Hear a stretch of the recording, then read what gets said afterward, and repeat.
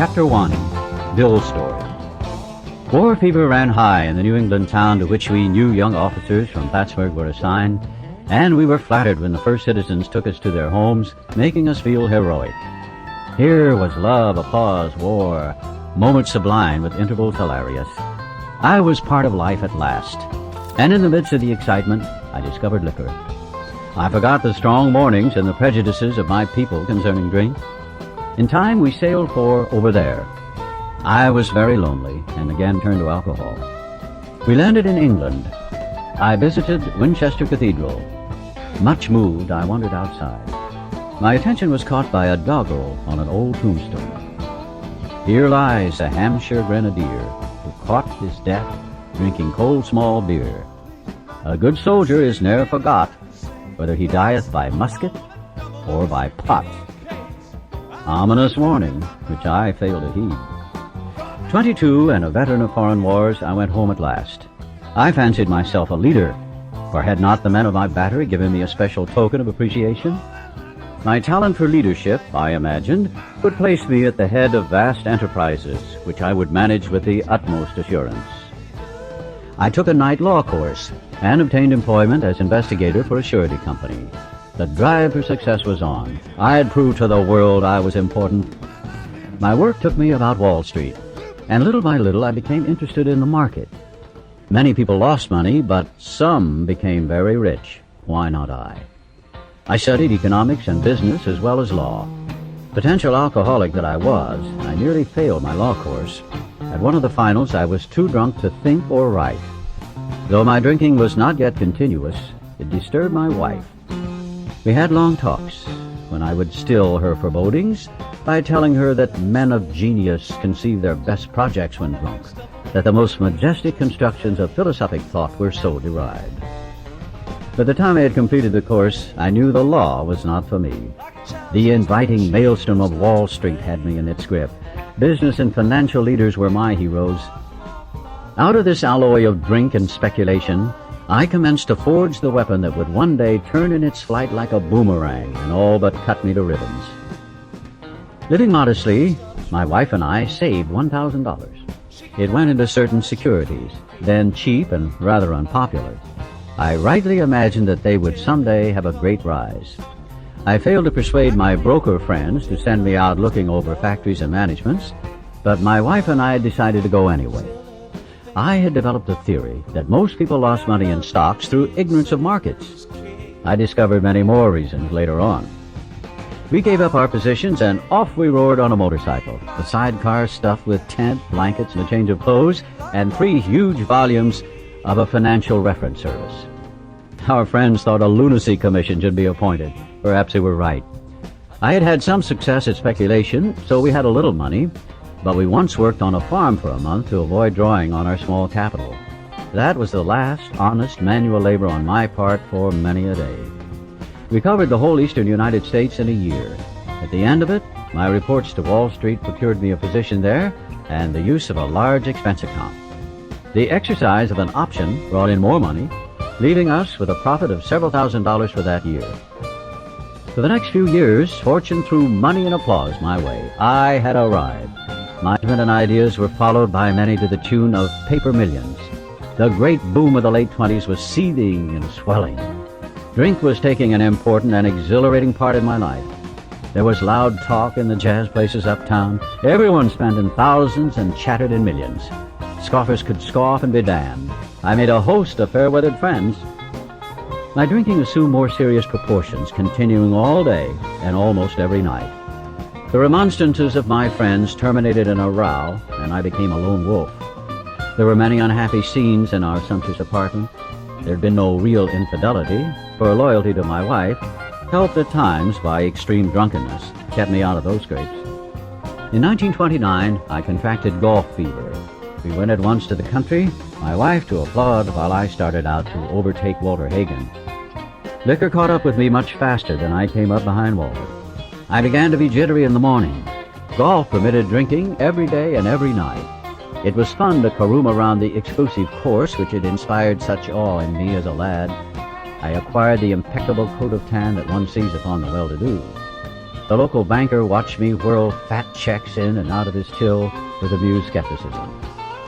Abruptly, in October 1929, hell broke loose on the New York Stock Exchange. After one of those days of inferno, I wobbled from a hotel bar to a brokerage office. It was 8 o'clock. 5 hours after the market closed, the ticker still clattered. I was staring at an inch of the tape which bore the inscription XYZ32. It had been 52 that morning. I was finished, and so were many friends. The papers reported men jumping to death from the towers of high finance. That disgusted me. I would not jump. I went back to the bar. My friends had dropped several million since 10 o'clock, so what? Tomorrow was another day. As I drank, the old fierce determination to win came back.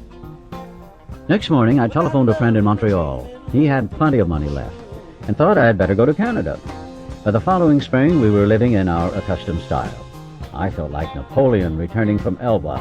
No St. Helena for me. But drinking caught up with me again, and my generous friend had to let me go. This time, we stayed broke. We went to live with my wife's parents. I found a job, then lost it as a result of a brawl with a taxi driver. Mercifully, no one could guess that I was to have no real employment for 5 years, or hardly draw a sober breath. My wife began to work in a department store, coming home exhausted to find me drunk. I became an unwelcome hanger-on at brokerage places. Liquor ceased to be a luxury, it became a necessity. Bathtub gin, 2 bottles a day, and often 3, got to be routine.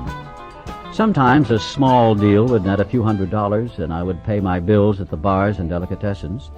This went on endlessly, and I began to waken very early in the morning, shaking violently. A tumbler full of gin, followed by half a dozen bottles of beer, would be required if I were to eat any breakfast.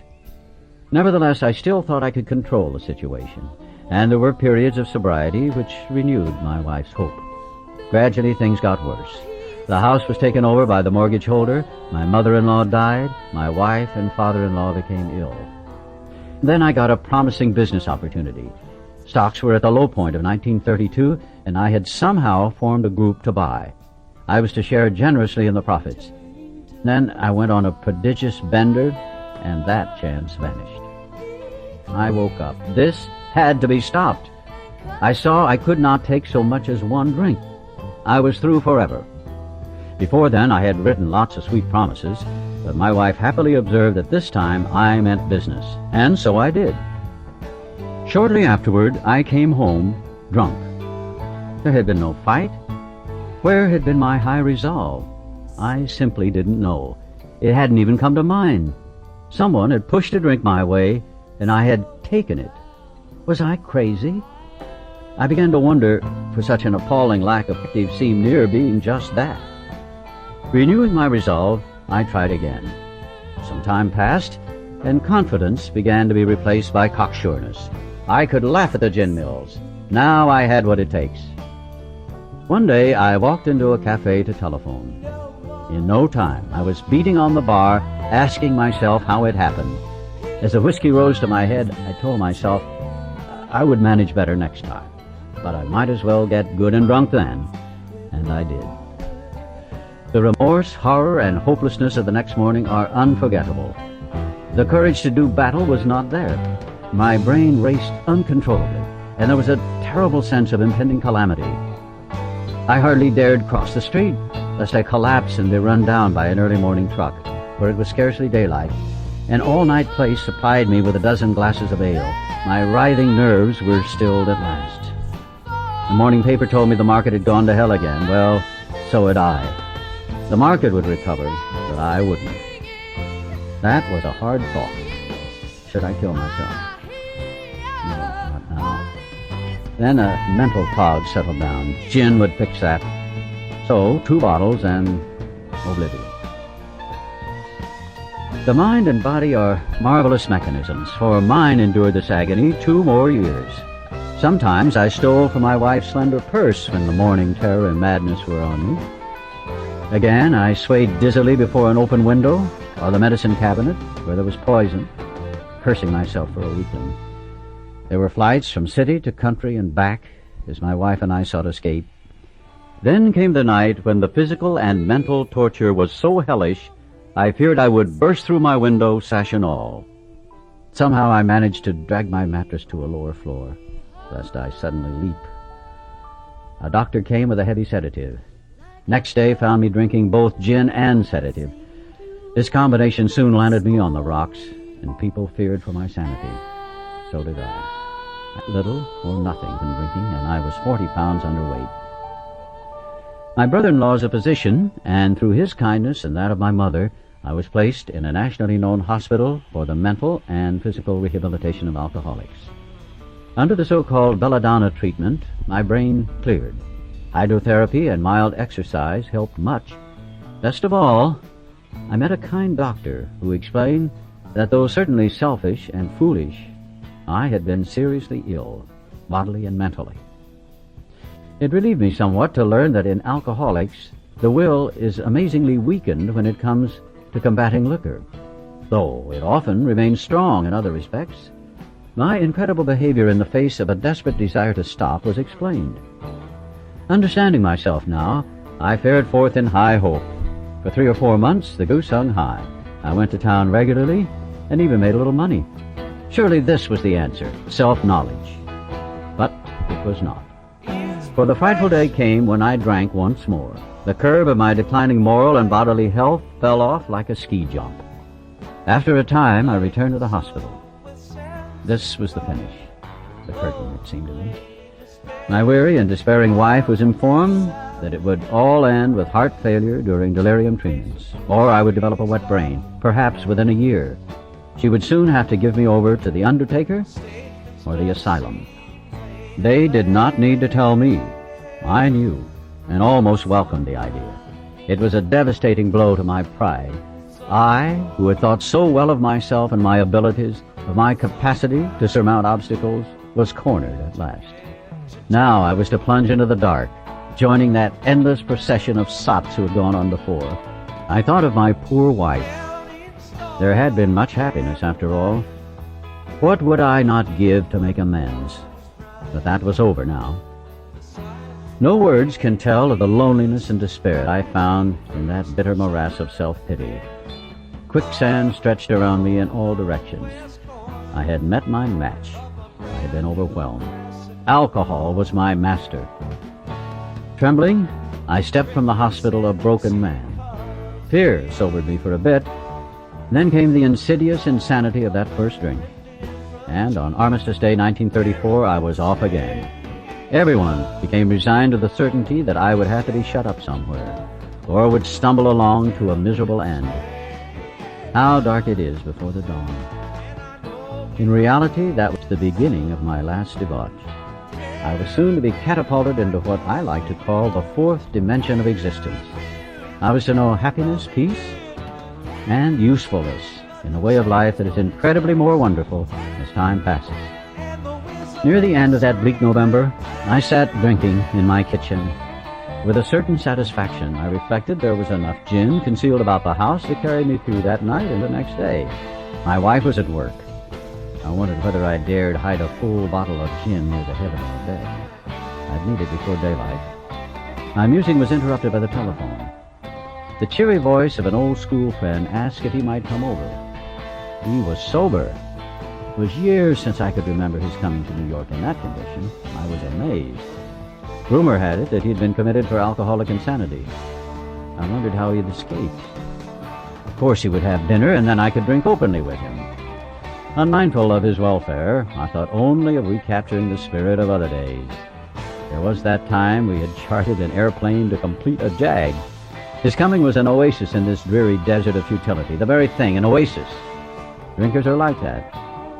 The door opened, and he stood there, fresh-skinned and glowing.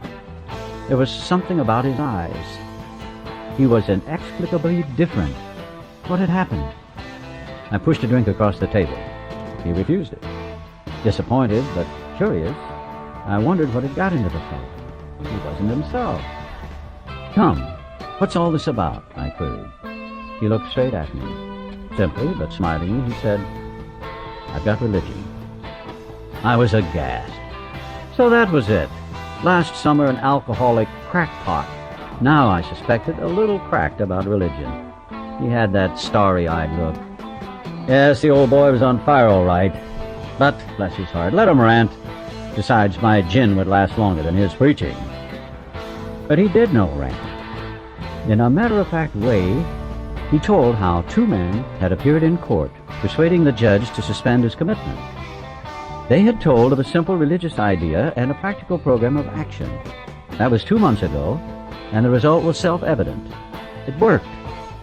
He had come to pass his experience along to me, if I cared to have it. I was shocked, but interested. Certainly I was interested. I had to be, for I was hopeless. He talked for hours. Childhood memories rose before me. I could almost hear the sound of the preacher's voice as I sat on still Sundays way over there on the hillside.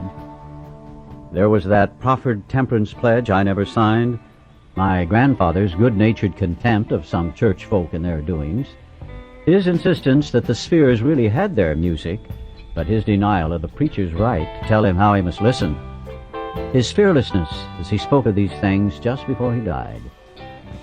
These recollections welled up from the past. They made me swallow hard.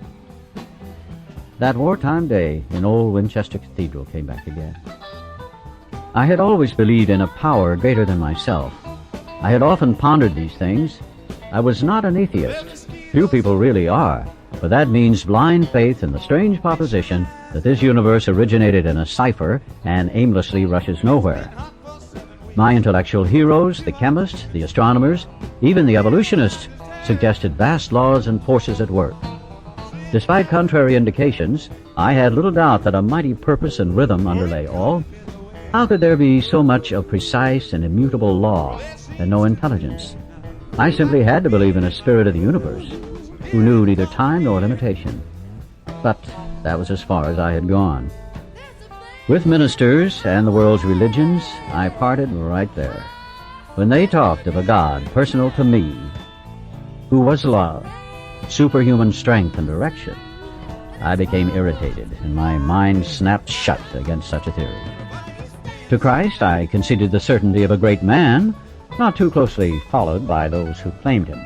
His moral teaching, most excellent. For myself, I had adopted those parts which seemed convenient and not too difficult. The rest I disregarded. The wars which had been fought, the burnings and chicanery that religious dispute had facilitated made me sick.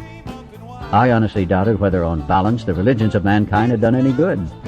Judging from what I had seen in Europe and since, the power of God in human affairs was negligible. The brotherhood of man, a grim jest.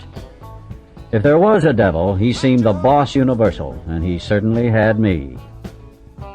But my friend sat before me, and he made the point-blank declaration that God had done for him what he could not do for himself. His human will had failed. Doctors had pronounced him incurable. Society was about to lock him up. Like myself, he had admitted complete defeat. Then he had, in effect, been raised from the dead, suddenly taken from the scrap heap to a level of life better than the best he had ever known. Had this power originated in him? Obviously it had not. There had been no more power in him than there was in me at that minute, and this was none at all. That floored me. It began to look as though religious people were right after all. Here was something at work in a human heart which had done the impossible. My ideas about miracles were drastically revised right then. Never mind the musty past. Here sat a miracle, directly across the kitchen table. He shouted great tidings. I saw that my friend was much more than inwardly reorganized. He was on a different footing. His roots grasped a new soil. Despite the living example of my friend, there remained in me the vestiges of my old prejudice. The word God still aroused a certain antipathy. When the thought was expressed that there might be a God personal to me, this feeling was intensified. I didn't like the idea. I could go for such conceptions as creative intelligence, universal mind, or spirit of nature. But I resisted the thought of the heavens, however loving his sway might be. I have since talked with scores of men who felt the same way. My friend suggested what then seemed a novel idea. He said, "Why don't you choose your own conception of God?" That statement hit me hard. It melted the icy intellectual mountain in whose shadow I had lived and shivered many years. I stood in the sunlight at last. It was only a matter of being willing to believe in a power greater than myself. Nothing more was required of me to make my beginning. I saw that growth could start from that point. Upon a foundation of complete willingness, I might build what I saw in my friend. Would I have it? Of course I would. Thus was I convinced that God is concerned with us humans when we want Him enough. At long last, I saw, I felt, I believed. Scales of pride and prejudice fell from my eyes, and a new world came into view. The real significance of my experience in the cathedral burst upon me. For a brief moment I had needed and wanted God. There had been an humble willingness to have Him with me, and He came. But soon the sense of His presence had been blotted out by worldly clamors, mostly those within myself. And so it had been ever since. How blind I had been. At the hospital I was separated from alcohol for the last time. Treatment seemed wise, for I showed signs of delirium tremens. There I humbly offered myself to God, as I then understood Him, to do with me as He would. I placed myself unreservedly under His care and direction. I admitted for the first time that of myself I was nothing. And without Him, I was lost. I ruthlessly faced my sins and became willing to have my newfound friend take them away, root and branch. I have not had a drink since. My schoolmate visited me, and I fully acquainted him with my problems and deficiencies. We made a list of people I had hurt or toward whom I felt resentment. I expressed my entire willingness to approach these individuals, admitting my wrongs. Never was I to be critical of them. I was to right all such matters to the utmost of my ability. I was to test my thinking by the new God consciousness within. Common sense would thus become uncommon sense. I was to sit quietly when in doubt, asking only for direction and strength to meet my problems as He would have me. Never was I to pray for myself, except as my requests bore on my usefulness to others. Then only might I expect to receive. But that would be in great measure. My friend promised when these things were done, I would enter upon a new relationship with my Creator, that I would have the elements of a way of living which answered all my problems. Belief in the power of God, plus enough willingness, honesty, and humility to establish and maintain the new order of things were the essential requirements. Simple, but not easy. A price had to be paid. It meant destruction of self-centeredness. I must turn in all things to the Father of light, who presides over us all. These were revolutionary and drastic proposals. But the moment I fully accepted them, the effect was electric. There was a sense of victory, followed by such a peace and serenity as I had never known. There was utter confidence. I felt lifted up, as though the great clean wind of a mountaintop blew through and through. God comes to most men gradually, but His impact on me was sudden and profound. For a moment I was alarmed, and called my friend the doctor to ask if I were still sane. He listened in wonder as I talked. Finally, he shook his head, saying, "Something has happened to you I don't understand. But you'd better hang on to it. Anything is better than the way you were." The good doctor now sees many men who have such experiences. He knows that they are real. While I lay in the hospital, the thought came that there were thousands of hopeless alcoholics who might be glad to have what had been so freely given me. Perhaps I could help some of them. They, in turn, might work with others. My friend had emphasized the absolute necessity of demonstrating these principles in all my affairs. Particularly, it was imperative to work with others as he had worked with me. Faith without works was dead, he said, and how appallingly true for the alcoholic. For if an alcoholic failed to perfect and enlarge his spiritual life through work and self-sacrifice for others, he could not survive the certain trials and low spots ahead. If he did not work, he would surely drink again, and if he drank, he would surely die. Then faith would be dead indeed. With us, it is just like that. My wife and I abandoned ourselves with enthusiasm to the idea of helping other alcoholics to a solution of their problems. It was fortunate, for my old business associates remained skeptical for a year and a half, during which I found little work. I was not too well at the time and was plagued by waves of self-pity and resentment. This sometimes nearly drove me back to drink. But I soon found that when all other measures failed, work with another alcoholic would save the day. Many times I have gone to my old hospital in despair.